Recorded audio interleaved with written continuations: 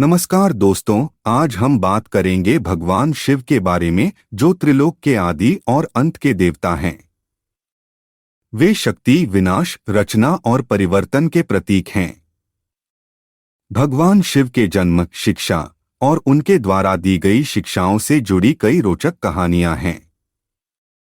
आज हम इन सभी कहानियों को विस्तार से जानेंगे। वेद कहते हैं कि जो जन्मा है वह मरेगा, अर्थात जो बना है वह फना है। वेदों के अनुसार ईश्वर या परमात्मा अजन्मा, अप्रकट, निराकार, निर्गुण और निर्विकार है। अजन्मा का अर्थ जिसने कभी जन्म नहीं लिया और जो आगे भी जन्म नहीं लेगा। प्रकट अर्थात जो किसी भी गर्भ से उत्पन्न न होकर स्वयंभू प्रकट हो गया है, और अप्रकट अर्थात जो स्वयंभू प्रकट भी नहीं है। निराकार अर्थात जिसका कोई आकार नहीं है। निर्गुण अर्थात जिसमें किसी भी प्रकार का कोई गुण नहीं है। निर्विकार अर्थात जिसमें किसी भी प्रकार का कोई विकार या दोष भी नहीं है। अब सवाल यह उठता है कि फिर शिव क्या है? वे किसी न किसी रूप में जन्मे या प्रकट हुए, तभी तो उन्होंने विवाह किया, तभी तो उन्होंने कई असुरों को वरदान दिया और कई असुरों का वध भी किया। दरअसल जब हम शिव कहते हैं तो वह निराकर ईश्वर की बात होती है, और जब हम सदाशिव कहते हैं तो ईश्वर महान आत्मा की बात होती है, और जब हम शंकर या महेश कहते हैं तो वह सती या पार्वती के पति महादेव की बात होती है। बस हिंदूजन यही भेद नहीं कर पाते हैं और सभी को एक ही मान लेते हैं। अक्सर भगवान शंकर को शिव भी कहा जाता है। भगवान शिव का जन्म कैसे हुआ? शिव पुराण के अनुसार भगवान सदाशिव और पराशक्ति अंबिका, पार्वती या सती नहीं, से ही भगवान शंकर की उत्पत्ति मानी गई है। उस अंबिका को प्रकृति, सर्वेश्वरी, त्रिदेवजननी, ब्रह्मा, विष्णु और महेश की माता, नित्या और मूल कारण भी कहते हैं। सदाशिव द्वारा प्रकट की गई उस शक्ति की 8 भुजाएं हैं। पराशक्ति जगतजननी वह देवी नाना प्रकार की गतियों से संपन्न है और अनेक प्रकार के अस्त्र शक्ति धारण करती है। वह शक्ति की देवी कालरूप सदाशिव की अर्धांगिनी दुर्गा हैं। उस सदाशिव से दुर्गा प्रकट हुई।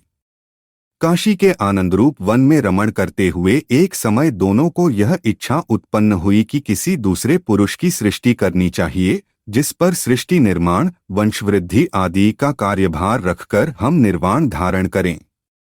इस हेतु उन्होंने वामांग से विष्णु को प्रकट किया। इस प्रकार विष्णु के माता और पिता कालरूपी सदाशिव और पराशक्ति दुर्गा हैं।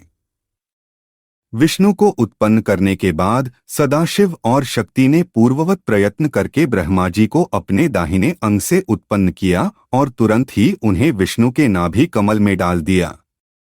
इस प्रकार उस कमल से पुत्र के रूप में हिरण्यगर्भ ब्रह्मा का जन्म हुआ। एक बार ब्रह्मा और विष्णु दोनों में सर्वोच्चता को लेकर लड़ाई हो गई, तो बीच में कालरूपी एक स्तंभ आकर खड़ा हो गया। अब यहाँ 7 आत्मा हो गई, ब्रह्मा परमेश्वर से सदाशिव, सदाशिव से दुर्गा, सदाशिव दुर्गा से विष्णु, ब्रह्मा, रुद्र, महेश्वर। इससे यह सिद्ध हुआ कि ब्रह्मा, विष्णु, रुद्र और महेश के जन्मदाता कालरूपी सदाशिव और दुर्गा हैं। कहाँ जन्म हुआ था? उस कालरूपी ब्रह्मा सदाशिव ने एक ही समय शक्ति के साथ शिवलोक नामक क्षेत्र का निर्माण किया था। उस उत्तम क्षेत्र को काशी कहते हैं। वह मोक्ष का स्थान है।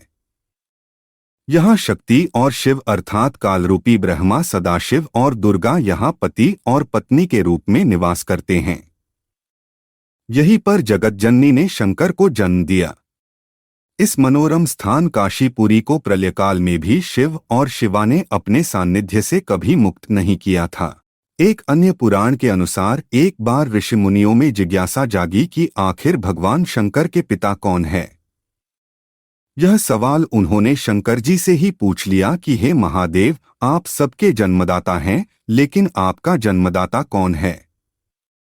आपके माता पिता का क्या नाम है? इस प्रश्न का उत्तर देते हुए भगवान शिव ने कहा, हे मुनिवर, मेरे जन्मदाता भगवान ब्रह्मा हैं। मुझे इस सृष्टि का निर्माण करने वाले भगवान ब्रह्मा ने जन्म दिया है। इसके बाद ऋषियों ने एक बार फिर भगवान शंकर से पूछा कि यदि वे आपके पिता हैं तो आपके दादा कौन हुए। तब शिव ने उत्तर देते हुए कहा कि इस सृष्टि का पालन करने वाले भगवान श्रीहरि अर्थात भगवान विष्णु ही मेरे दादाजी हैं। भगवान की इस लीला से अनजान ऋषियों ने फिर से एक और प्रश्न किया कि जब आपके पिता ब्रह्मा हैं, दादा विष्णु, तो आपके परदादा कौन हैं। तब शिव ने मुस्कुराते हुए उत्तर दिया कि स्वयं भगवान शिव। भगवान शिव के जन्म के बारे में कई कहानियां प्रचलित हैं। भोलेनाथ का जन्म कब हुआ, कहाँ हुआ, किस प्रकार हुआ, इस बारे में पुराणों में अलग अलग बातें कही गई हैं। भगवान शिव के जन्म से जुड़ी ऐसी ही एक कहानी है। शिव पुराण में लिखा है कि भगवान शिव स्वयंभू हैं, यानी उनका जन्म अपने आप ही हुआ है।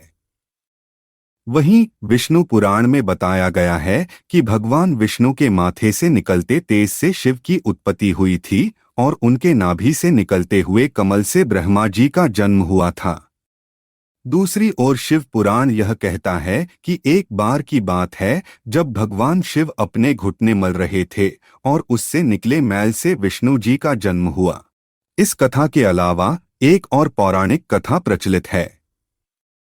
बड़े बुजुर्ग बताते हैं कि एक बार की बात है जब भगवान विष्णु और ब्रह्मा जी के बीच इस बात पर बहस छिड़ गई कि सबसे महान कौन है। इस बात को लेकर जब दोनों बहस कर रहे थे तो एक खंबे के रूप में महादेव उनके बीच आ गए। वो दोनों इस रहस्य को समझ नहीं पाए और तभी अचानक एक आवाज आई जिसने कहा कि जो भी इस खंबे का छोर ढूंढ लेगा वही सबसे महान कहलाएगा। यह सुनते ही ब्रह्मा जी ने एक पक्षी का रूप लिया और खंबे का ऊपरी हिस्सा ढूंढने निकल गए। वहीं विष्णु जी ने वराह का रूप धारण किया और खंबे का अंत ढूंढने निकल गए। बहुत देर तक खोजने के बाद भी दोनों में से किसी को खंबे का छोर नहीं मिला और दोनों ने हार मान ली। इसके बाद भगवान शिव अपने असली रूप में आ गए। फिर भगवान विष्णु और ब्रह्मा जी ने मान लिया कि वही सबसे महान और शक्तिशाली हैं। यह खंबा उनके न जन्म लेने और न मरने का प्रतीक है। इस कारण यह कहा जाता है कि भगवान शिव स्वयंभू हैं, यानी वह अमर हैं।